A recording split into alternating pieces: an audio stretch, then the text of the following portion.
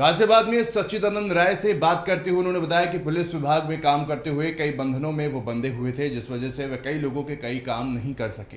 हालांकि वे समाज सेवा हमेशा से करना चाहते थे। इस दौरान उन्होंने देश की बड़ी पार्टी बीजेपी से हरी झंडी मिली, जिसके बाद उन्होंने बीजेपी की सदस्यता ग्रहण की और पद ग्रहण करते ही तमाम गाजियाबाद के लोगों ने उनका समर्थन भी किया। इस दौरान कार्यक्रम में शिरकत करने के साथ पूर्व डीआईजी सच्चिदानंद राय का कहा कि खुशी की बात है कि मेरे लिए मुझे बीजेपी में काम करने का अवसर प्राप्त।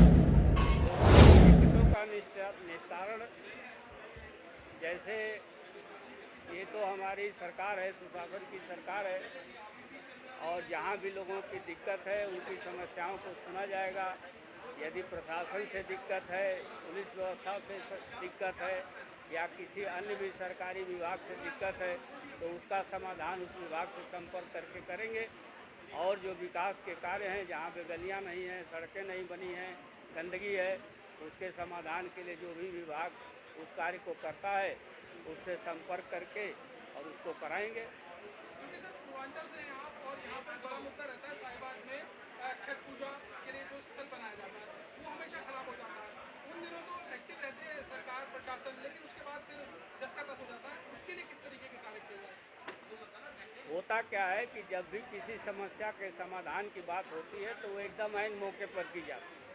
प्रशासन के हाथ बंधे होते हैं, सीमित संसाधन होते हैं, तो छठ पूजा के लिए जितनी भी समितियां हैं उन सबको बुला करके एक बैठक करेंगे और उनसे उसकी समस्या सुनेंगे और ऐसा व्यवस्था करेंगे कि अस्थायी रूप से छठ पूजा के लिए कोई स्थान नियत कर दिया जाए।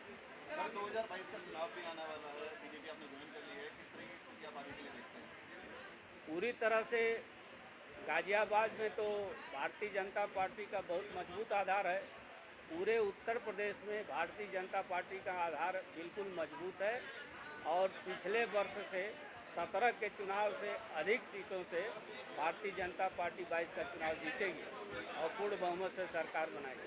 सर विपक्षी पार्टी भी एक्टिव हो चुकी है, महंगाई के मुद्दे को लगातार उठा रही है, तो क्या उनसे कुछ फर्क पड़ता हुआ दिखाई देगा? केवल विरोध करने से विरोध नहीं होता। आप कहें कि सरकार कुछ काम नहीं कर रही है, इससे कोई विश्वास जनता के बीच में नहीं जमेगा। सरकार के काम जनता के बीच में बोल रहे हैं और जनता इसको अच्छी तरह से समझ रही है। जिस तरह से गरीब जनता के लिए योजनाएं लाई गई हैं और उसका अनुपालन किया जा रहा है। 44 योजनाएं केंद्र सरकार की प्रदेश में चल रही, जिसमें हमारा उत्तर प्रदेश नंबर 1 पर है और सुशासन के मामले में, गुड गवर्नेंस के मामले में 14वें स्थान से दूसरे स्थान पर आ चुका है। तो जनता को सब मालूम है, विपक्ष के खोखले आरोपों से और बातों से कुछ नहीं होने वाला। बीजेपी पूर्ण बहुमत से फिर सरकार बनाती हुई दिखाई प्रचंड बहुमत से, प्रचंड बहुमत से। किस तरीके से संपर्क किया जाएगा? आपके कहाँ कार्यालय बनाया जाएगा? हमारा कार्यालय बन चुका है, सेक्टर 16 वसुंधरा में हमारा कार्यालय बन चुका है और प्रतिदिन मैं 10 बजे से लेकर के और शाम को 4 बजे तक वहाँ बैठूँगा, या जब तक जनता मेरे पास आती रहेगी मैं वहीं बैठूँगा और लोगों की समस्या सुनूँगा